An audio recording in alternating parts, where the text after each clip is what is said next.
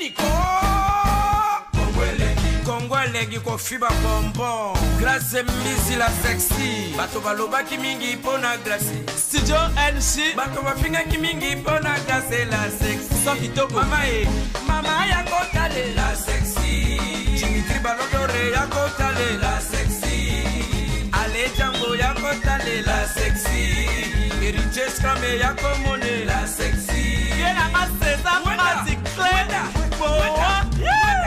Mama ya kotale la sexy Chérie ya kotale la sexy Badougou ya kotale la sexy Martin Kapika La famille Mizi non si mes sponsors à ma cassier Unité d'élite Bomonier la sexy Yemoko Serge Kabangu Attaquez, chérie, Harry. Ide Kongwelegi Balisa mwana mokatimbile. Balisa mwana mokatimbile. Jolie Pelé Pastoral Pakatambile. Mayebo. Lasso. Boye playe baba mabasa. Fonchi Dolo Calvin Elengi. KPL. Sandra Kazadi. Christophe Moura. Kazadi. Kongoma. Elengima. Dania Smith. Elengima. Dededeze bilenga. Elengima. Grâce misi la sexy. Elengima.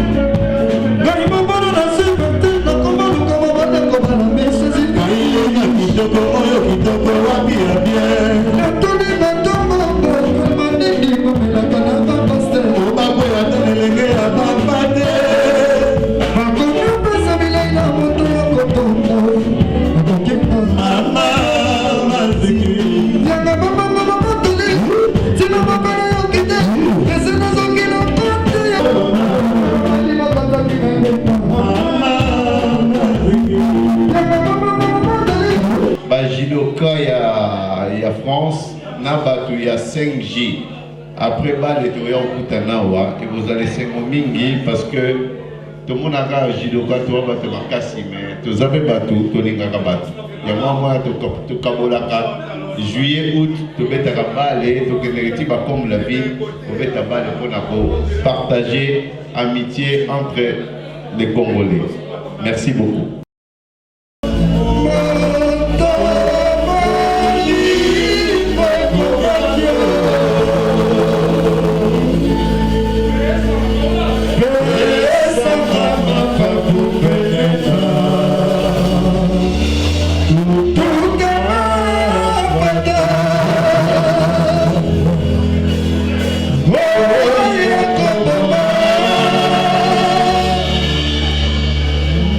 Oh,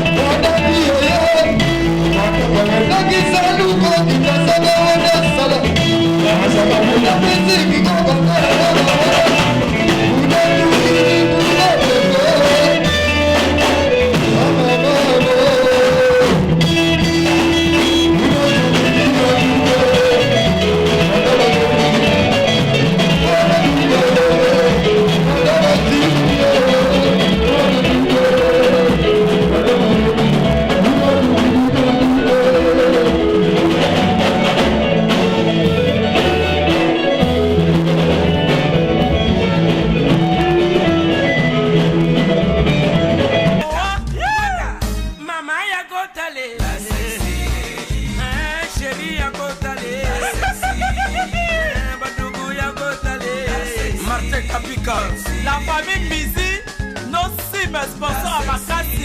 Unité d'élite Bomounier, la sexy. Yemoko Serge. Balada pour les on a qui va image nous filmer nous la sabino va image confiance il y a ici quand autre ça on a plan planning il va ici quand on va dire et ça quand on passe que quelqu'un il y a l'aéroport à boucher et ça ici quand on va dire par awa et ça confiance à gogo mais c'est confiance sur les générations que tu vas se péter oh papa par contre le milieu fallait pour pas faire école la ambiance nous tout le monde va se généreux on sait que j'ai pour les mois pour commencer. Bonsoir, ça va? Bonsoir, ça va, grâce. Ouais, ça va. Parce que moi, on avait aimé la tour élection, donc on se présentait sur la Nia Kaka. C'est un plaisir à trop. On a un chef de loi Zodé. Donc,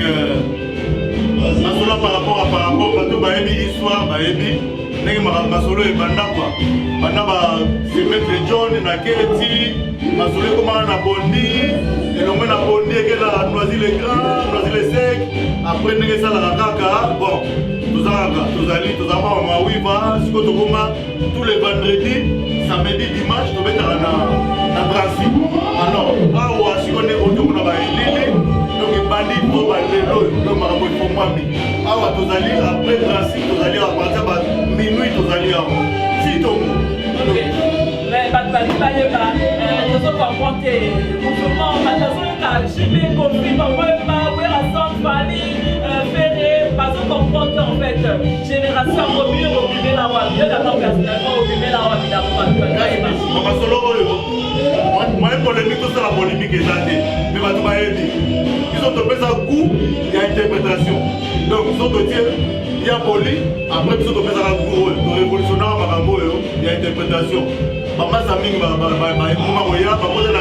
mais j'ai nous sommes au bandara ya mo. Mais bien au bandara, autant vous interpréter par ces bateaux, il y a pas JP, pas relation, pas héritier, pas fait. Est-ce que vous souhaitez